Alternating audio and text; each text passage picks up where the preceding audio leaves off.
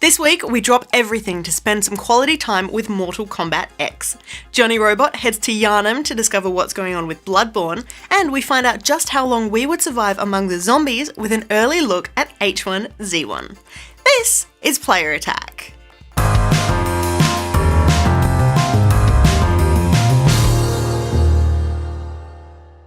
Hi, I'm Jessica Citizen, and I would like you to please prepare your surprised face. Call of Duty Black Ops 3 is a real thing. And that's about all we really know for now, besides the story that zombies are making a comeback, with Activision promising more details on April 26.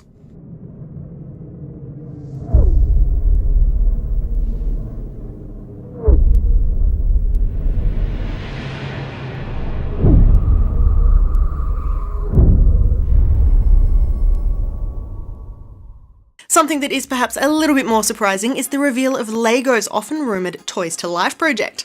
LEGO Dimensions was accidentally leaked this week, but Warner Bros. Was quick to back it up with all of the details you could have hoped for, including a release date. If you've seen Skylanders, Disney Infinity or Nintendo's Amiibo, you've got a fair idea of what to expect here, except this one is more block-based. You can build your own gateway to work with the toy pad and use what looks like standard minifigs to jump right into the game. Out of the box when it hits shelves around the world from September 27, LEGO Dimensions will feature LEGO Gandalf from Lord of the Rings, Wildstyle from the LEGO Movie, and the iconic LEGO Batman, who brings his Batmobile along for the ride. That's terrible. Why don't we call a truce and you tell me what's going on? Perhaps that would be the wisest course of action. Okay, so here's the deal. There's this real bad dude, wears a helmet. He's been tearing rifts between all the LEGO worlds. Wow. Other packs hinted include more content from Lord of the Rings, the LEGO Movie and DC Comics, including Wonder Woman, plus LEGO Ninjago, The Wizard of Oz and Back to the Future. These, according to developers TT Games, will be out this year, with more to come in 2016. LEGO Dimensions will be available for Xbox 360, Xbox One, PS3, PS4 and Wii U when it launches in September. And moving on to something completely different, the BBC has been making headlines with discussions over the upcoming TV drama inspired by the making of Grand Theft Auto. First, we heard that filming is starting this month, with Harry Potter star Daniel Radcliffe rumoured to play Rockstar co-founder and president Sam Houser.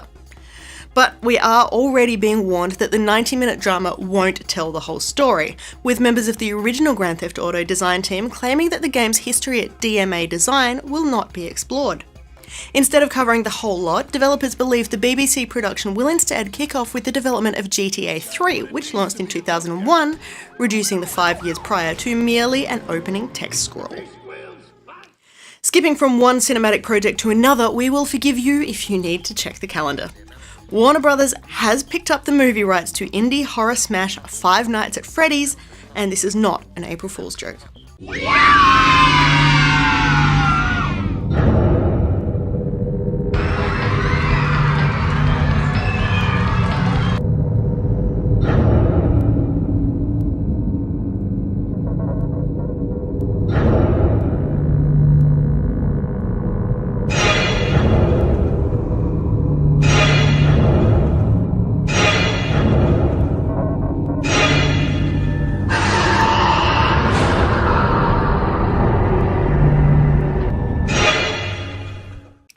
The storyline does lend itself well to becoming a movie. A pizza shop's animatronic mascots are cute and cuddly by day and murderous by night, but nobody really expected it would get this far. No real details have been discussed about the project just yet, with the studio reportedly looking for a writer. In quick news, the original Postal has been rejected from the Google Play Store, with the distributor blaming gratuitous violence for the reason. If you really want to play a portable version of the 1997 original, developer Running with Scissors is looking into alternative options, reminding fans that Google Play is not the only way to get games onto Android devices. Indie darling Ori and the Blind Forest was officially profitable within just 1 week of its launch onto Xbox One and PC last month, reports developer Moon Studios. The studio hasn't announced any follow-up just yet, but does already have a number of projects in the pipeline, and they explain that Microsoft is super happy, so it might not be the last we hear from Ori. 2 new expansions have been announced for The Witcher 3 Wild Hunt before the game has even hit shelves. We already knew that the Polish-developed RPG would be a lengthy and detailed affair, but these two late editions, named Hearts of Stone and Blood and Wine, promise more than 30 extra hours of gameplay. We're guessing a lot of Witcher fans will suddenly call in 30-hour sick days on May 19. After 10 years, Blizzard has introduced a game changer to the subscription system for World of Warcraft. WoW tokens are now live, which gives you the ability to pay for your subscription using in-game gold. The setup is simple. Someone buys tokens for a set real-world price, that's $25 Australian, and then puts them up for sale in the in-game auction house. Whoever buys the token from the auction house can then redeem it for 30 days of World of Warcraft subscription without needing to spend any real-world cash. While the real-world price is set, the in-game price fluctuates, something we learned sooner than expected as tokens dropped more than 25% in value just 24 hours after launch. Originally priced at 30,000 gold, by day 2 you could pick one up for just over 22,600. The situation is being blamed on curious gamers who've been buying and selling tokens to see how the process works, flooding the market, so it is expected to level out soon. And finally this week, one of the weirder in-game glitches we've seen in a while. If you're finding Bloodborne bosses to be a little too difficult, there is a simple trick to make them easier. You just have to be patient. A Reddit user playing a marathon session discovered that leaving the game running for 12 hours or more somehow makes the in-game bosses forget their full movesets and start fighting with a significantly pared-back approach. Happily, the hard-to-avoid attacks are among the first to disappear. To reset the bosses to their normal fiendish difficulty, it's an equally simple matter of restarting your console. We've got Jonny Robot's review of Bloodborne up a little later in the show, and we didn't tell him about this one until afterwards. For more information on any of these stories, or to keep up to date with the latest gaming news, head to playerattack.com. But for now, stick around, we've got plenty more still to come.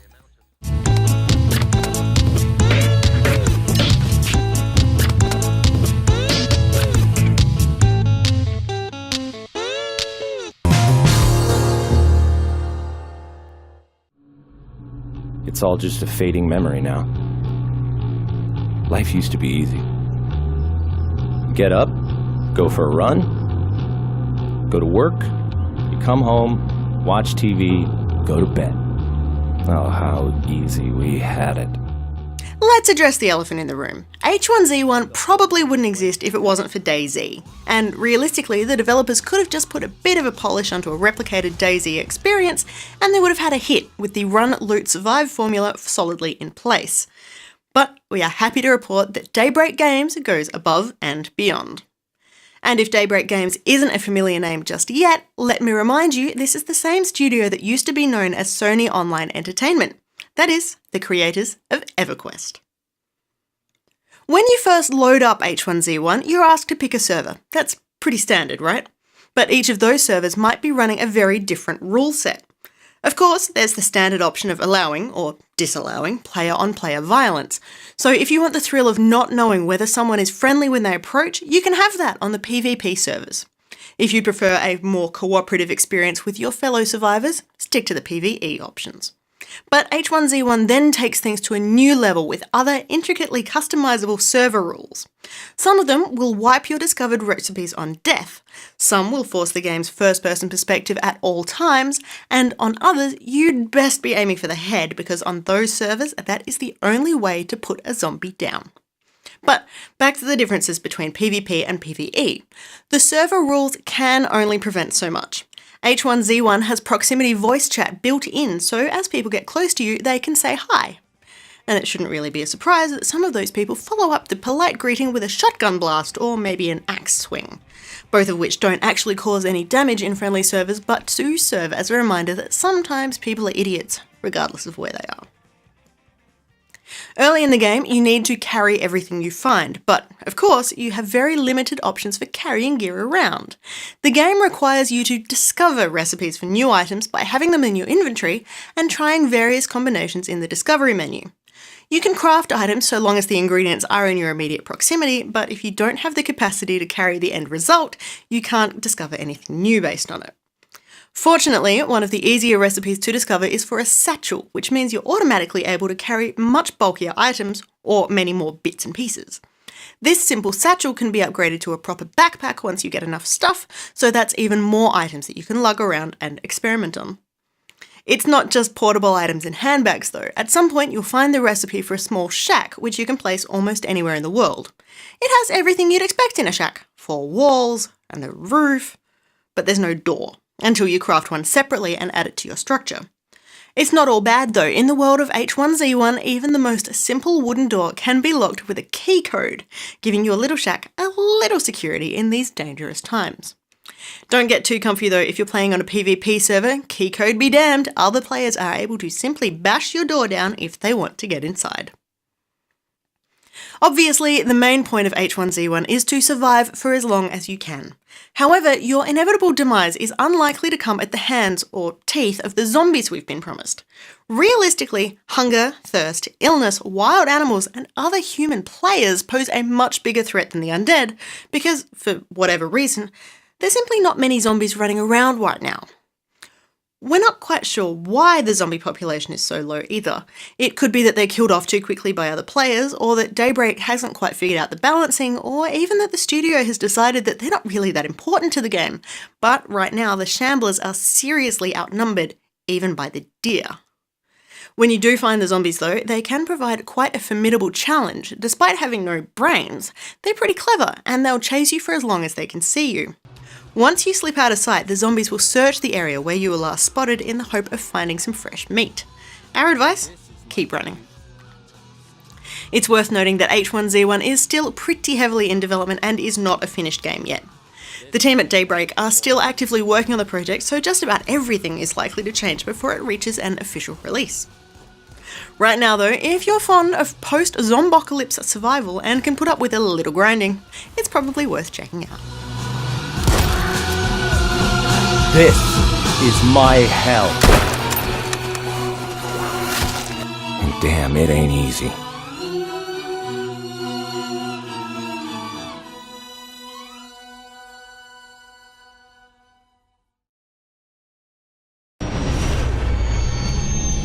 It's Star Wars Celebration time, and we're toasting the launch of Star Wars Rebels Recon Missions with a giveaway. The game itself is already free for smartphones, so thanks to our friends at Disney, we're giving away DVD copies of Star Wars Rebels Spark of Rebellion, the feature-length animation that kicks off the brand new CGI series, Star Wars Rebels. Spark of Rebellion fits in after the events of Episode 3, Revenge of the Sith, but before A New Hope, telling the story of a band of rebels who will help spark the Rebel Alliance. Entering hyperspace. Want to win your own DVD copy of Spark of Rebellion? Head to playerattack.com, follow the links to the Star Wars competition, fill out your name and contact details, and enter the secret keyword, which is on your screen right now. The competition is open to anyone in Australia and runs all the way up until May 1st, with the winner announced on Player Attack shortly after. For the full terms and conditions, see our website.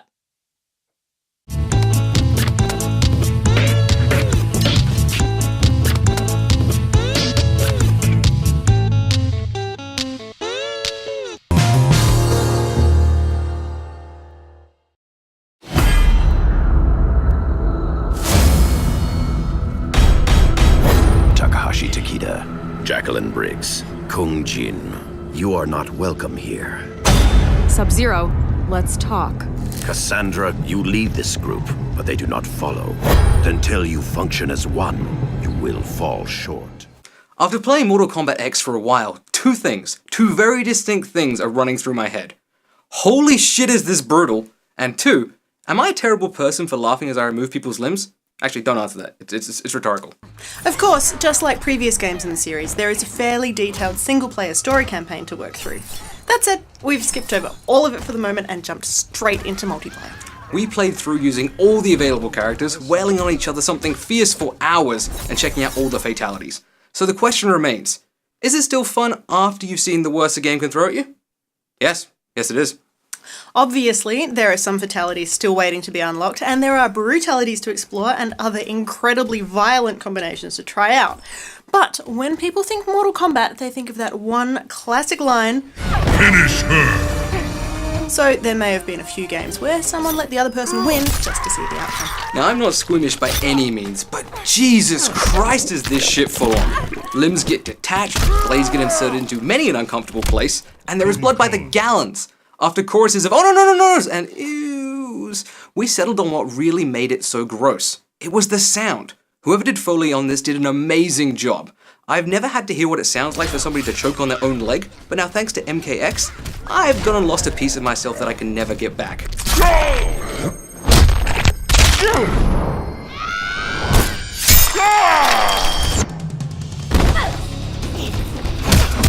Touché. Now, everybody's been talking about how great the graphics are, and this is a game that is truly beautiful, but yeah, the audio is killer. It's not just the fatalities or the bone-crunching X-ray moves either, even the standard movesets included some nice little touches as well. One thing I personally would have liked a little more of was a bit more smack talk between the characters, particularly the ones that have notable backstories together, but this does tread a very fine line between adding amusement value and simply coming across as cheesy and overdone. NetherRealm have clearly taken influence from the DC fighter Injustice and have incorporated interactive elements from the backgrounds into the arenas. Sure, it doesn't sound like much, but ditching a little old lady at your opponent and cancelling the X-ray attack is hilarious! It also leads to fights being more strategic, where you not only have to take into account your opponent's moveset, but the button mashingness that Jesse did on occasions. It was insanity.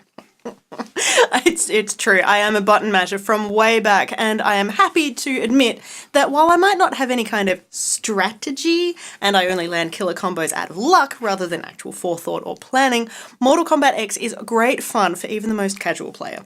The learning curve is a pretty comfortable one. I started out losing more often than winning, but after a few rounds I was able to hold my own. Part of that, of course, is finding a character that suits you, or changing your gameplay style to better suit the character that you've picked. I, personally, am very, very fond of two of the new characters, both Devora and Ferrator, and they both fight in pretty different ways. Ferrator is actually two characters playing as one. It's a bulky dude with a little lady strapped onto his back. So obviously they're going to require a very different strategy to the wasp lady with her pet bugs. On that note, another mechanic which keeps things interesting is each character has 3 different styles. Take my boy Aaron Black. Why him? Because he's a cowboy, and cowboys are rad. Anyway, he can either be a gunslinger with a 6-shooter, a rifleman, or a knife-wielding madman, each with a playstyle wickedly different. I personally dug the gunslinger, as I had the mid-range and close-range hits locked down. Also, he could do a quick draw, which made me feel like Eastwood. My cowboy love aside though, the roster is pretty darn dynamic. You've got women, men, ninjas, bug people, children, Aztec gods, even a hockey mask killer from the 80s. There's bound to be someone there for everyone, where you just yell, DIBS! FYI, Cassie, Kane, and Black are mine, and I am not afraid to Rochambeau you for them. Mortal Kombat X is out right now for PS4, Xbox One, PC, and believe it or not, iOS. It is headed to PS3 and Xbox 360 sometime in the second half of the year, and I promise we will have a look at single player just as soon as we stop beating each other up.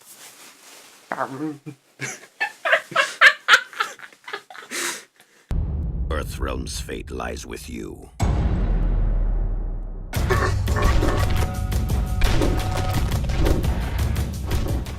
Unfortunately, the X-ray moves, violence, and fatalities were a little too graphic for the TV show, seeing as it's an R-rated game, so we replaced all the violence with puppies, obviously. If you are in the market for a cute and adorable puppy, or a kitten, or a rabbit, or a ferret, or any other sort of animal. A bug lady? Yeah, a bug lady. Go to your local animal shelter and they will probably be able to hook you up. Not really sure about the bug ladies though. Time will tell.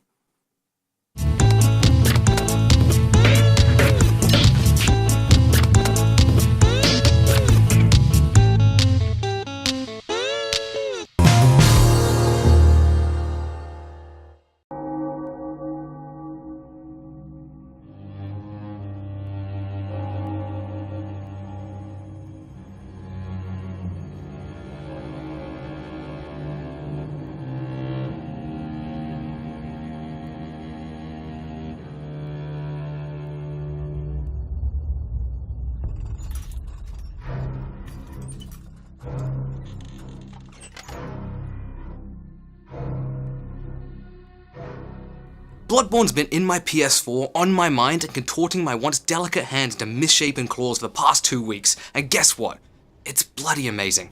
Having had the time to enthrall me with her ways, just like the Soul series before her, I've gone and developed a totally healthy case of Stockholm Syndrome, and if you even suggest ejecting that disc, I may just have to shiv you.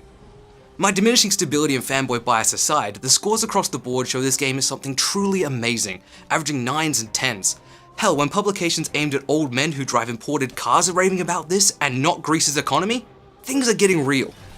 Question is, why? Why do people care more about Bloodborne than the Souls games before it?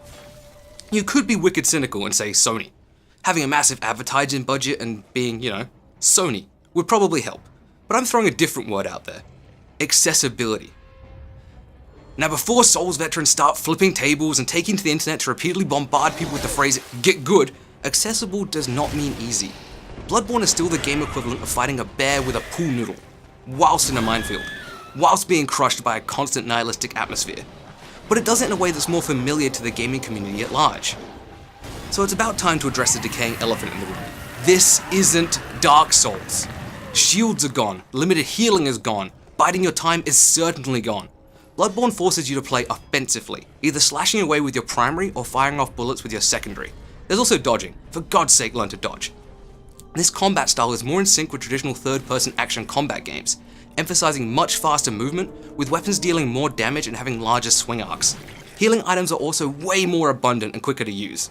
Basically, it's super more pick up and play than the Souls games ever were. That being said, constantly swinging away like a startled slugger will end with you taking a brutal dirt nap wicked quick. You still need to play smart and manage your stamina. Separating enemies away from lynch mobs is always more preferable, and you know when having to get out of dodge is a really important thing. However, if you find yourself trapped and getting wailed on, one of the new mechanics all but demands you fight back. Successfully hitting an enemy can refill a portion of your health bar, which could mean the difference between your head being remaining attached to your body or being taken away as a trophy. As strange as this may sound, not having previous Souls experience tucked firmly under your belt may actually be preferable here, as you won't have to unlearn a playstyle that's literally been smashed into your head, repeatedly and painfully. This next segment may sound conflicting, but stick with me, okay? As accessible as the gameplay has become, the game itself is still enigmatic as ever. There will be times when you get lost or just don't know what an item does, and that is when the game basically looks at you coyly, shrugs its shoulders, and says, "You figure it out." Which leads me to the number one reason to get on Bloodborne right now: the community. In FromSoft games, community means more than just multiplayer. There's an extreme metagame at play. It means being an explorer, a cartographer, a scientist, a searcher of the truth, a villain, or a hero. The world of Bloodborne is filled with so many complex secrets, mysteries, and lore that it takes a legion of players to figure it all out. From how to actually start multiplayer, yeah, even that's cryptic, to what the hell beasthood stat means. Does it mean you can become a misshapen beast? Who knows? Only the developers right now, but we are on it. Whether it's messages in-game, the wiki, or YouTube channels dedicated to the cause, the community is easily the best part of Bloodborne's experience. I know this review hasn't been particularly traditional, but Bloodborne is way too complex to sum up in 5 minutes. It looks great, it plays amazingly, the mechanics are on point, the story is bleak, and the world oppressive. And you could have gotten that from any other of the 80 reviews out there. What FromSoft has skillfully managed to do is mold a game to please longtime masochists, while still bringing in those turned away by the Souls' perceived inaccessibility. If you own a PS4, and you don't have Bloodborne, you are missing out. I implore you, shun your social responsibilities, and get the hell on this.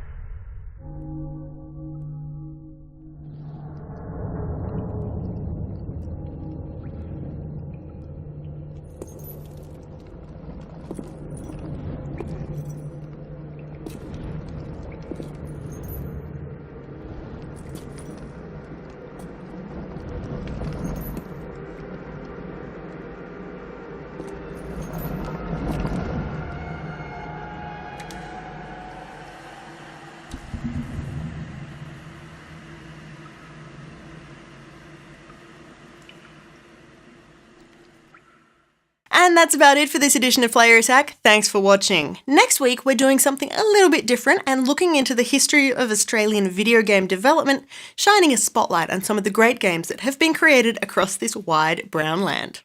In the meantime, you can catch us on playerattack.com. We're on Facebook, YouTube, and Twitter. And if you've got something you want to say, send us an email, mailbox@playerattack.com, or just hop on our forums. Till next week, I'm Jessica Citizen, and this is Player Attack.